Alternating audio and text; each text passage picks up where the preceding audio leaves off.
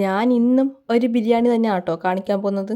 നിങ്ങൾ വിചാരിക്കുന്നുണ്ടാവും എനിക്ക് ബിരിയാണി മാത്രമേ കാണിക്കാനുള്ളൂ എന്ന്. പക്ഷേ ഇത് എപ്പോഴത്തെ പോലെയല്ല കേട്ടോ. ഈ ബിരിയാണിക്ക് ഒരു പ്രത്യേകതയും കൂടിയുണ്ട്. അതെന്താണെന്ന് ഞാൻ പറഞ്ഞുതരാം കേട്ടോ. ഞാനിവിടെ നിന്ന് ഈ ബിരിയാണി പാഴ്സലാണ് കേട്ടോ വാങ്ങിയിട്ടുള്ളത്. ഡൈനിങ് സ്പേസ് ലിമിറ്റഡ് ആണ്. പാഴ്സൽ തന്നെയാണ് കേട്ടോ കൂടുതലും പോകുന്നത് ഇവിടുന്ന്. അങ്ങനെ പാഴ്സലും വാങ്ങി നേരെ വീട്ടിലോട്ട് വെച്ച് പിടിച്ചു കേട്ടോ. അങ്ങനെ വീട്ടിൽ ചെന്ന ബിരിയാണീൻ്റെ പൊതിയങ്ങ് പൊളിച്ചപ്പോൾ തന്നെ നല്ലൊരു മണം കിട്ടി കേട്ടോ. ഞാൻ ആദ്യം ഉണ്ടല്ലോ ആ ബിരിയാണി റൈസ് മാത്രം ഒന്ന് കഴിച്ച് നോക്കിയേ. നല്ല ഫ്ലേവേർഡ് ആയിട്ടുള്ള നല്ല അടിപൊളി ബിരിയാണി. പിന്നെ ഞാൻ പീസിൻ്റെ അകത്തൊരു കഷ്ണം കൂടി എടുത്ത് ആ റൈസും കൂടെ കൂട്ടുകയും കഴിച്ച് നോക്കി കേട്ടോ. ഇതൊരു പൊരിച്ച കോഴിൻ്റെ ബിരിയാണിയാണ് കേട്ടോ. പിന്നെ ക്വാണ്ടിറ്റിയുടെ കാര്യമാണെങ്കിൽ പറയാതിരിക്കാൻ വയ്യ. അത്ര നല്ല ക്വാണ്ടിറ്റി ആണ് കേട്ടോ. അതുമാത്രമല്ല ഈ ബിരിയാണീൻ്റെ റേറ്റ് എത്രയാണെന്നും കൂടി അറിയണ്ടേ.